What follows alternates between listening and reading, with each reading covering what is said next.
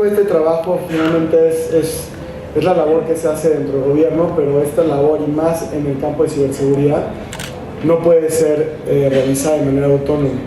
Y eso nos dimos cuenta muy rápidamente, que podíamos generar cierta política pública, pero necesitamos mucha colaboración de todo el entorno, lo que le llamamos nosotros el entorno de múltiples partes interesadas o de multi-stakeholderism. Para nosotros es muy importante recalcar que finalmente nos encanta hablar de este tema, ¿no? Tecnologías exponenciales es lo que viene, es lo que está cambiando el mundo, es disruptivo, es cool, todos estos buzzwords que nos encanta decir en cualquier presentación. La realidad también es que con esta velocidad de cambio que estamos absorbiendo, viene una velocidad también para tratar de generar cierto cambio en materia de defensa, en materia de inteligencia, etc. Y hay ya muchos ejemplos, que ya mencionó algunos Javier, en donde ya todo este tipo de tecnologías disruptivas exponenciales están viendo vulneradas. Me gusta mencionar algunos ejemplos en temas de ICOs o bitcoins y el tema de blockchain, como ya ha habido algunos ataques, ¿no? Vulneraciones, donde se ha exfiltrado, el caso más fuerte yo creo que fue Mt. Gox, el centro cambiario en Japón, uno de los centros de intercambio de bitcoins más grande del mundo. Se llega y se exfiltran cuestión $50 millones, ¿no? En bitcoins.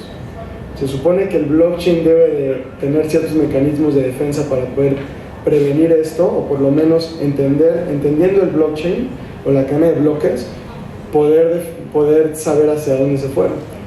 Y existen teorías de que sabemos hacia dónde se fueron estos bitcoins. La realidad es que no tenemos ese conocimiento de manera cierta.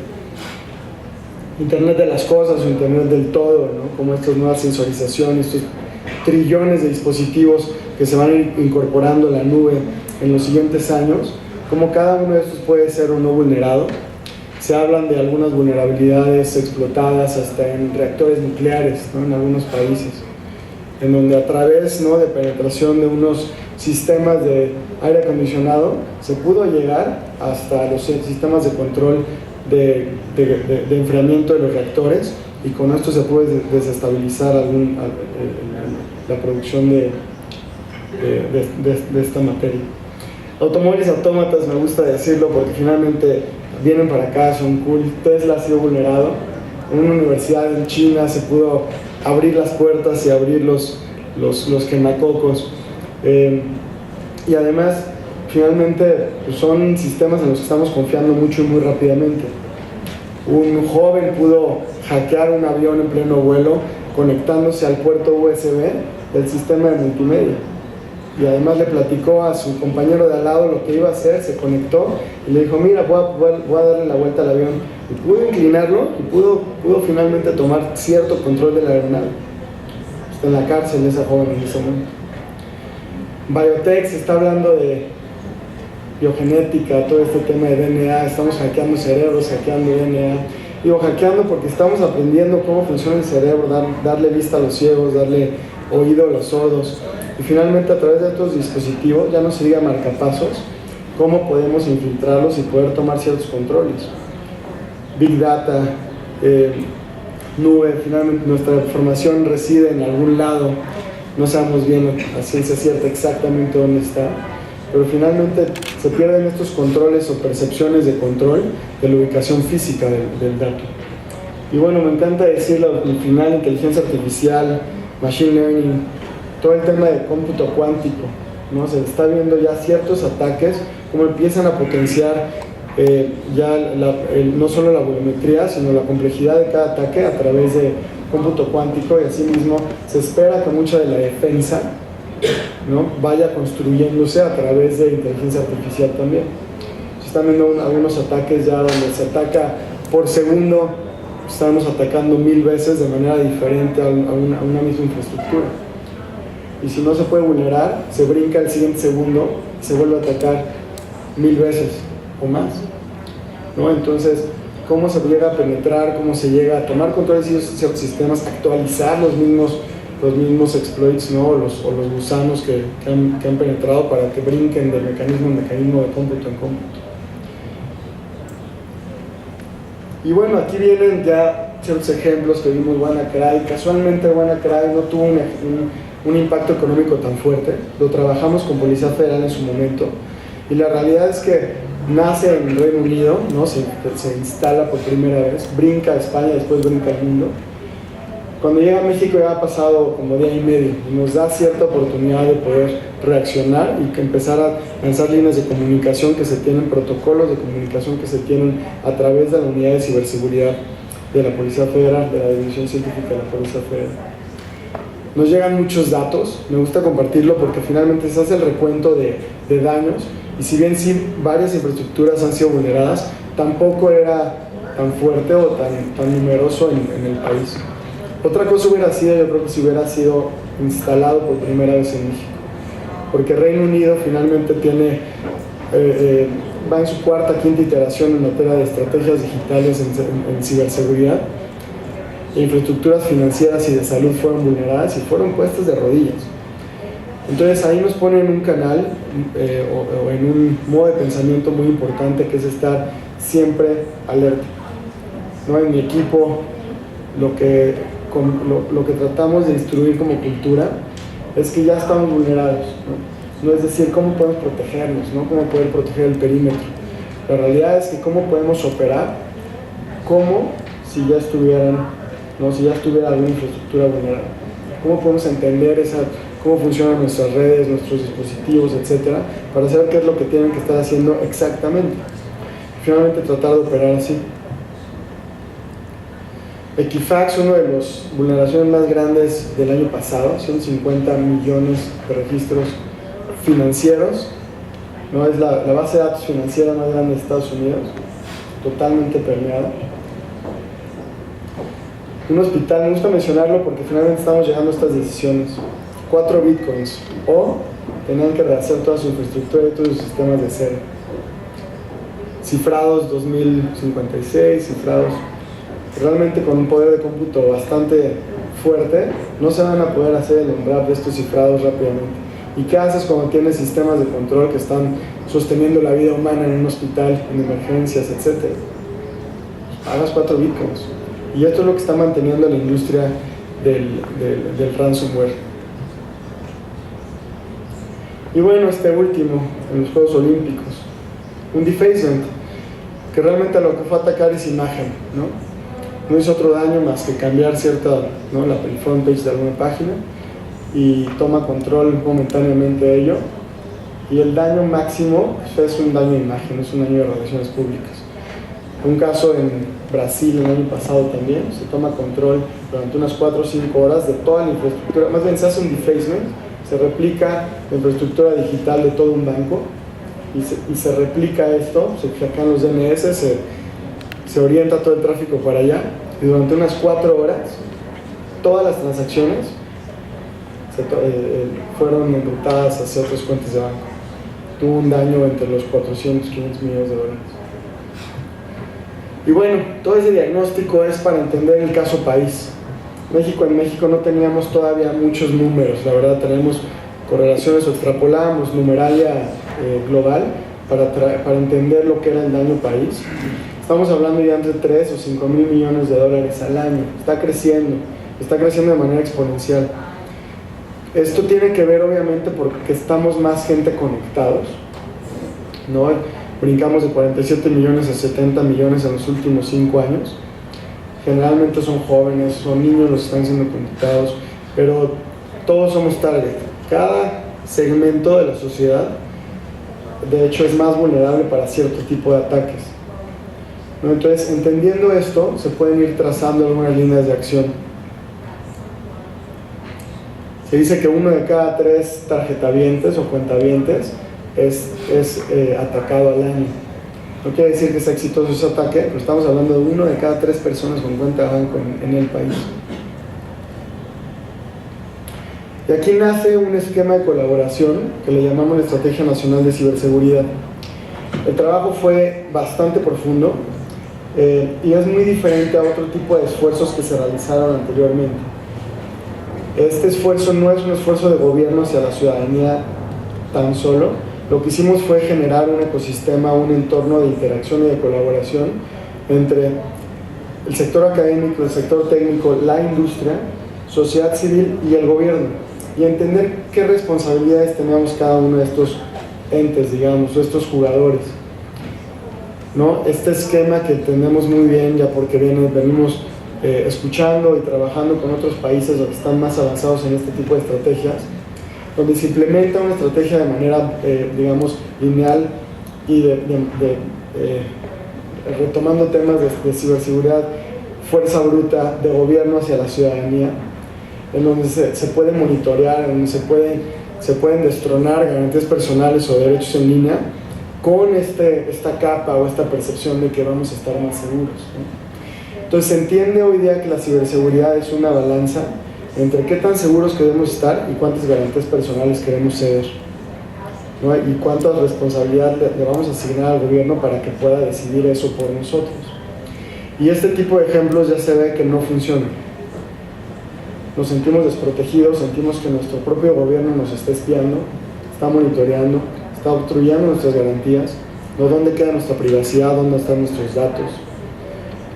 Entonces aquí es donde trazamos un esfuerzo colaborativo, mesas de trabajo, en donde pudimos desahogar estos temas de manera proactiva.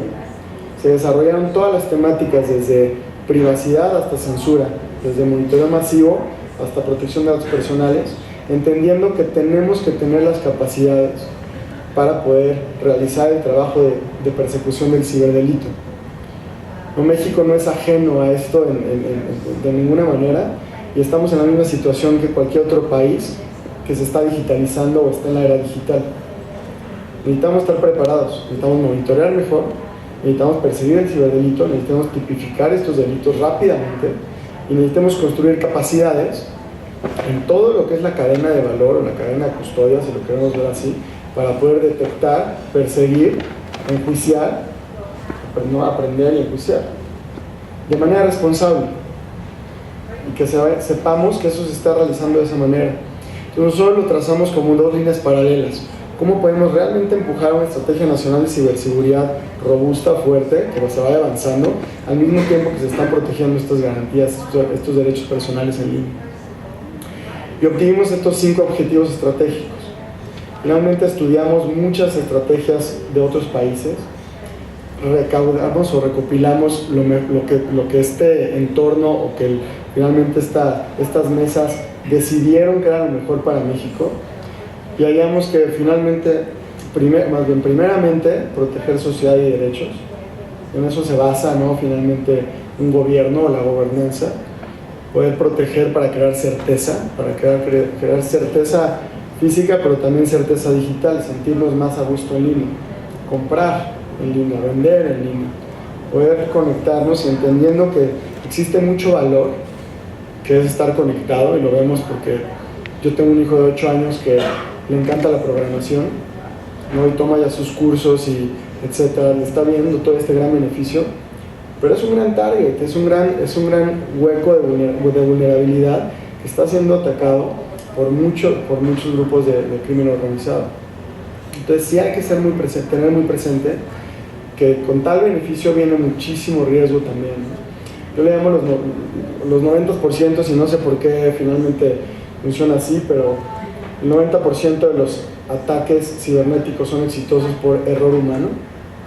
La tecnología finalmente está funcionando bastante bien, ¿no? Nos blinda bastante bien, pero el clic que le damos, ya lo decía Javier, bueno, llega el phishing y le seguimos dando clic. Seguimos recogiendo el USB en el estacionamiento y lo seguimos conectando a la computadora. Seguimos dándole clic al SMS que nos llega. Entonces parte es mucho el desarrollo humano, capacidades, concientización. La otra es el 90% del tráfico de internet atraviesa por internet profundo, el deep web, el 90%. Y no todo es malo, ¿no? Finalmente atraviesan muchísimos sistemas de cifrado, etc. Pero esto nos dice solamente el 10% es donde están ahí mis hijos, están las redes sociales, etc. Entonces hay mucho de este internet que no conocemos y que hay que tener conciencia de él. Y el otro es que el 90% o más del dinero hoy es digital, por ahí el 94%. Entonces hay muchísima fuerza y muchísimo movimiento de crimen organizado hacia allá. Estamos viendo básicamente mucha movilización y mucha creación de capacidades también en ciertos grupos de crimen organizado, se están volviendo más buenos, están atacando mejor, más volumetría, más sofisticación, y están invirtiendo. Y ellos invierten, digamos, de manera rápida. Siempre decimos, los hackers pues, tienen que encontrar una vulnerabilidad, nosotros tenemos que parchar el 100% de ellas.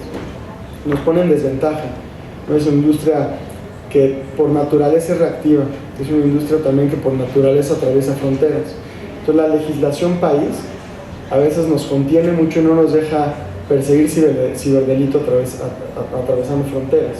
Necesitamos desde el gobierno volvernos mejor en eso.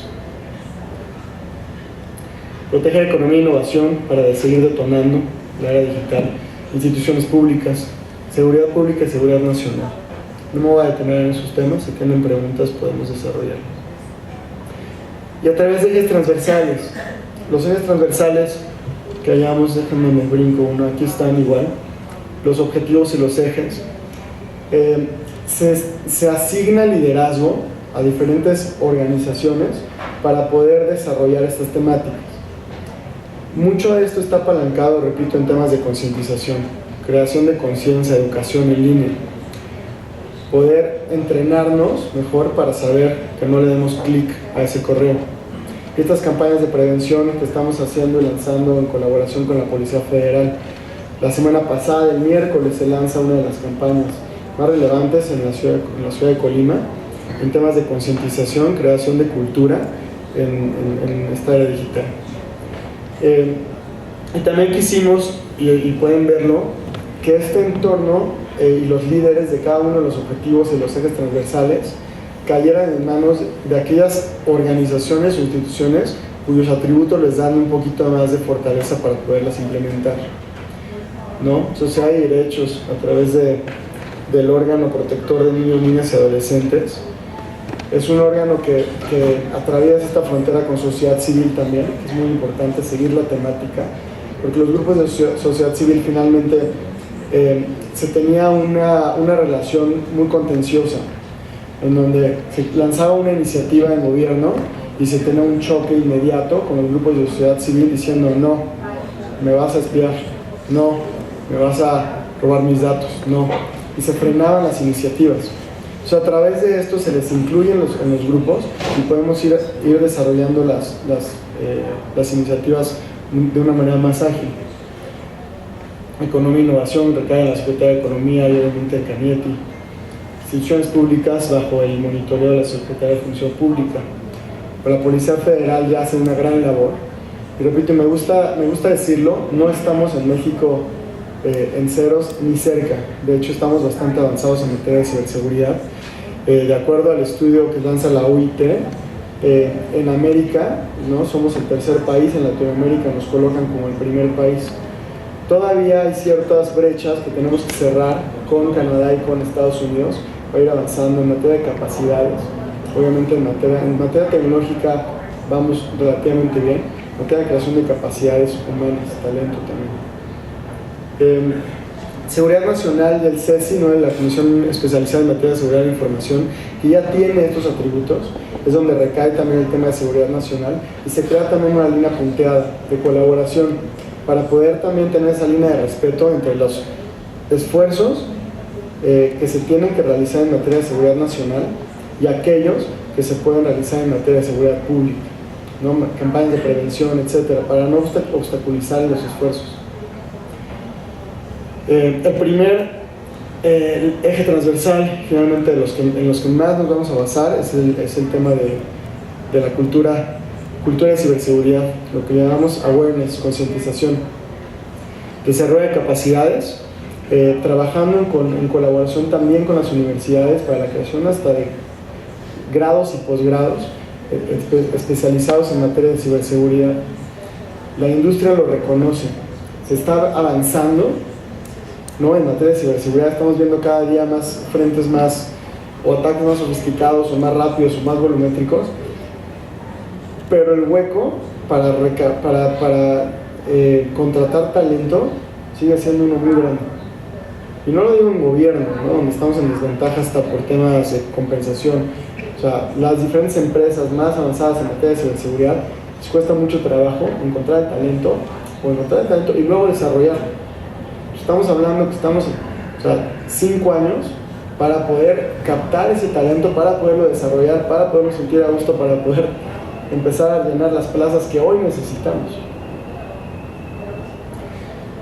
¿No? Coordinación y colaboración. El esfuerzo de la estrategia nacional no es un esfuerzo de gobierno, repito, es un esfuerzo colaborativo. Hay líneas de acción y de comunicación que se tienen, por ejemplo, con la industria financiera, ¿no? En donde operan de una manera, pero también el gobierno necesitamos tener ciertas líneas para poder reaccionar, operar, comunicar, colaborar con la industria. No solo en términos, por ejemplo, de protección de datos personales, ¿no? En manos de terceros, ¿no? Porque a nosotros nos llega mucho esta preocupación de industria y de gobierno. Oye, ¿qué pasa? Ya salió la ley. ¿Qué pasa si mi infraestructura es infiltrada, me filtran datos y son expuestos? ¿Qué me pasa a mí? ¿No? Pues debe de haber una responsabilidad, un liability, ¿no? Y ahí es donde tenemos que ir preparando y desarrollando las capacidades. Porque nos dicen, oye, pues es que ya no me gustó. O sea, en gobierno, no tengo el presupuesto. ¿Tú quieres que yo me prepare? ¿Quieres que me blinde? Duplícame el presupuesto en materia tecnológica. Entonces compro mejor, blindo mejor, etcétera. Meto contrainteligencia, meto todos estos sistemas, ¿no? que ofrece Mer Group. La realidad es que comprar ciberseguridad es como comprar seguro, muy caro también. Pero hay que definir exactamente dónde están las infraestructuras críticas, ¿no? Y reconocer cuánto vale el minuto y la hora. Estamos caídos. Y eso poderlo comunicar muy muy bien hasta niveles de la Cámara de Diputados, etcétera, que asignan los presupuestos. O sea, la dependencia donde yo opero, tenemos cierto presupuesto que ha sido recortado en un 50-60%. Y la realidad, y se los comunico así, es que si yo quisiera operar con tranquilidad y paz mental, podría necesitar un múltiplo de 3 o 4 veces el presupuesto asignado. Entonces necesitamos operar también con mucho ingenio y también con mucha práctica en materia de ciberseguridad para podernos blindar, sí, pero también para poder operar protegidos con la gente correcta, con las capacidades correctas y con la conciencia, ¿no? de operar en materia de defensa. Investigación, estándares, los tiene con la CIT, Asociación de Internet MX, que es una asociación de sociedad civil. El tema de infraestructuras críticas lo va a tener la Comisión Federal de Electricidad. Ya tiene un esfuerzo bastante desarrollado en el tema, ¿no? Y aquí es mucho reconocer qué es infraestructura crítica. Por ejemplo, para nosotros GovMX ya lo es, ¿no? Nuestra plataforma de digitalización. Y hace año y medio, lo comparto, tuvimos un ataque de denegación de servicio volumétrico un domingo a las 8 de la noche y la infraestructura estuvo abajo 45 minutos. Y me gusta compartirlo. Finalmente tomamos cartas en el asunto, blindamos un poco más, replicamos más, creamos ciertos cachés, etc. Pero también reconocemos que hubo un ataque volumétrico el año antepasado, que doblegó infraestructuras de GitHub, de Sony, de Spotify, de Netflix, por ahí se me está yendo un par. De las infraestructuras más grandes, ¿no? De servicios digitales del mundo. Entonces estamos hablando que sí necesitamos proteger, pero necesitamos medir, ¿no? Muy bien económicamente hasta dónde podemos llegar, hasta dónde podemos resistir y, de lo más relevante, dónde está nuestro plan de continuidad operativa y dónde está nuestro plan de recuperación de desastres. Porque eso de estar pagando bitcoins por viaje tampoco es sostenible, ¿no?